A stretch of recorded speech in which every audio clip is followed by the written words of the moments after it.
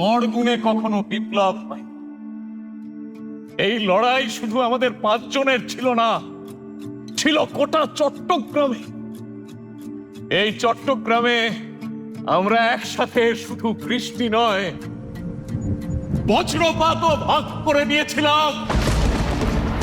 প্রথমত বলে রাখি যে নাটকটার নাম মাস্টারদা নয়, নাটকটার নাম হচ্ছে মাস্টারদা দ্য এক্স-স্টেট নিউজ। এটা শুধু ইতিহাসকে ফিরে দেখা নয়, এটা কোথাও স্মৃতিকে আবার একটা পড়া, একটা দামাল ফোর্সের গল্প, যে সেই সময় যারা কোনোদিনও কোনো কিছু পরোয়া করতো না।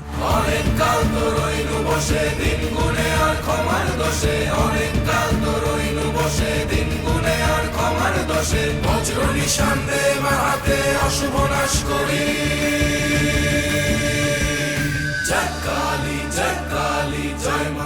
2019 সালে আমরা 6-7 জন মিলে নাটকটা লেখা শুরু করি কল্লোল লাহিড়ীর তত্ত্বাবধানে।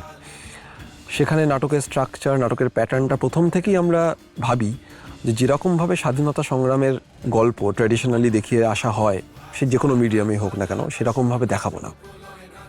আমরা প্রথমেই যেই জনাটাকে ধরি এই নাটকটার জন্য, সেটা হচ্ছে অল্টারনেটিভ হিস্ট্রি। মানে ইতিহাস ঠিক যেরকমভাবে ঘটেছে তেমনটা নয়, কিছু কিছু ঘটনাক্রম পাল্টে কিছু কিছু হোয়াট ইফ কাহিনী তৈরি করার জন্য। এই নাটকটি শুধু আমার লেখা নাটক নয়, এইটা একটা প্রায় 3 বছর ধরে ওয়ার্কশপ করে প্রায় 10-15 জন ছেলে মেয়ে এই নাটকটি লিখেছে, এবং সেটা সম্ভব হয়েছে একমাত্র বিডন স্ট্রিট শুভম এই চ্যালেঞ্জটাকে নিতে চেয়েছিল। তাদের দলের সমস্ত ছেলেমেয়েরা যারা এখন নাটক করেন এবং যারা এখন করেন না, যারা ছিলেন সেই সময়, তাদের প্রত্যেকের কাছে আমি খুব কৃতজ্ঞ।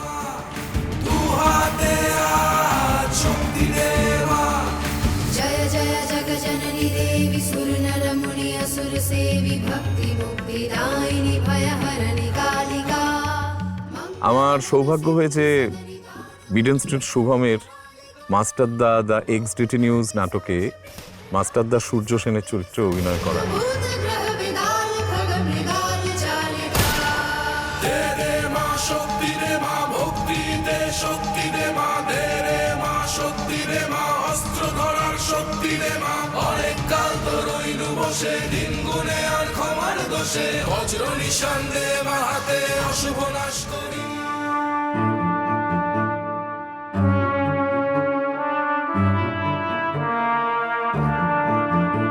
এটার মধ্যে মাস্টারদা ফোরফ্রন্টে আসার চাইতে মাস্টারদাকে সবসময় আমরা ছায়ার মধ্যে দেখি। মাস্টারদা সবসময় যে সামনে আসে এমনটা নয়, সেইভাবেই গল্পটার বুনট, সেইভাবেই গল্পটা লেখা প্রথম দিন থেকে। দ্বিতীয় কথা হচ্ছে যে এই গল্পটা 1923 থেকে 1934 সালের মধ্যে আবদ্ধ মূলত থাকলেও আমরা মাঝে মধ্যে ছিটকে যাই হচ্ছে 1947, 1974, 1996। বন্দে মাতরম, বন্দে মাতরম, বন্দে মাতরম।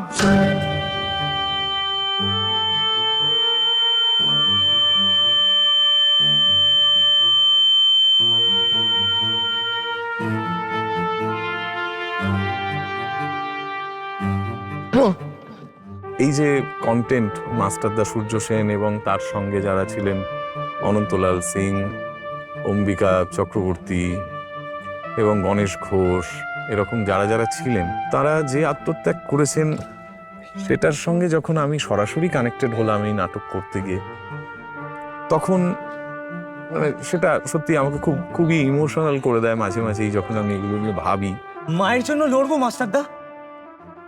চারিদিকে মৃত্যুর খবর শুনে ভয় পেয়ে যখন রাতে মা ঘুমোতে পারে না, সেই ভয়ের বিরুদ্ধে লড়বো। আমরা সবাই এক মায়ের জন্যই লড়বো আনন্দ। তোদের এই বয়সটাই শোষণ শক্তিকে রুখে দাঁড়াতে পারে, মানুষ থেকে বাঘ হয়ে উঠতে পারে।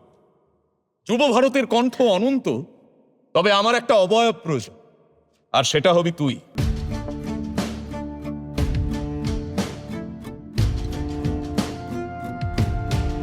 এটা মাস্টারদা কেন্দ্রিক নয়, এটা সেই সময়ের 1930 সালে ঘটে যাওয়া সবচেয়ে বড় এক্সপেরিমেন্ট, যেটা হচ্ছে এক্স-স্টেট নিউ ফোর্স। একদল দামাল বাচ্চা ছেলেপেলেকে নিয়ে একটা মানে মনভোলা কাহিনীর মতো একটা বিদ্রোহ ঘটানো। সেইটা সেই সময়টাকে ধরা, সেই অগ্নিযুগটাকে ধরা। ডু অর ডাই বলে আমরা স্বাধীনতা বা মৃত্যুর মধ্যে কোনো একটাকে বেছে নেব না। মৃত্যুবরণ করেই আমাদের স্বাধীনতা আনতে হবে। আমাদের যে মরতেই হবে comrade. Do and dye.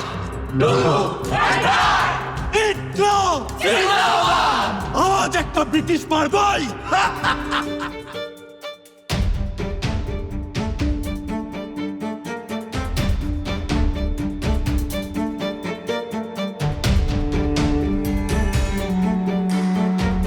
Front stage এবং ব্যাক স্টেজে 60 থেকে 70 জন মিলিয়ে করার চেষ্টা করা হয়েছে। যারা দেশের জন্য, স্বাধীনতার জন্য স্বপ্ন দেখেছিলেন, আমি মাস্টারদাকে তাদের মধ্যেই রাখবো। আরো অনেক মানুষ দেখুক, অনেক মানুষের কাছে পৌঁছে যাক এই আত্মবলিদানের কথা। ওদের বাঁধন যতই শক্ত হবে ততই বাঁধন টুটবে, মোদের ততই বাঁধন টুটবে। ওদের যতই আখি রক্ত হবে, মোদের আখি ফুটবে ততই, মোদের আখি ফুটবে। ওদের বাঁধন যতই শক্ত হবে ততই বাঁধন টুটবে, মোদের ততই বাঁধন টুটবে। ওদের যতই আখি রক্ত হবে, মোদের আখি ফুটবে ততই, মোদের আখি ফুটবে।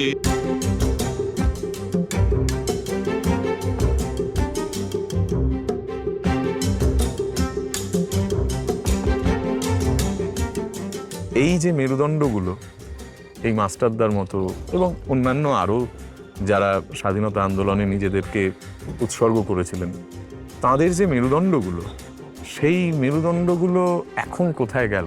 আমার মনে হয় আবারও এই যে আমাদের ইতিহাস চেতনা, আমাদের স্মৃতি চেতনা, আমাদের নিজেদের মধ্যে যে আত্মিক শ্লাঘা, এগুলো নিয়ে আমরা খুব কম কথা বলেছি।